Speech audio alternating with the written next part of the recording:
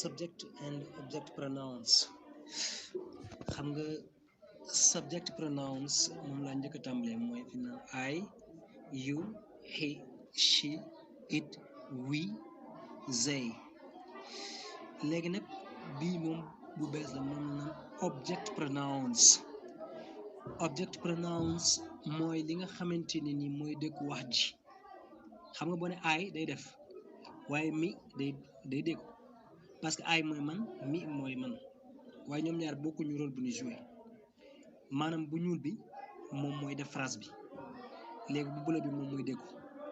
kon boo ne mi mooy man, you yow, him ku góor ki, her ku jigéen ki, it lemul xel, us ñun, them wala dem mooy ñoom. tandis que bu dee subject pronoun si danga naan I mooy man, you mooy yow, he ku góor gi, she ku jigéen ki, it lemul xel, we ñun, they ñoom. kon nga xam ne kon lu ñuul li moom day def phrase bi, wante lu bële li mooy object pronouns dafay dëkk wax ji. léegi nag bu ma si ñëwee ci exemple nag ñu ngi koy mën a comprendre véritablement. voilà, mais jàppal ne subject pronouns daal mooy I, you, he, she, it, we, they. object pronouns nekk me, you, him, her, it, us, them wala them.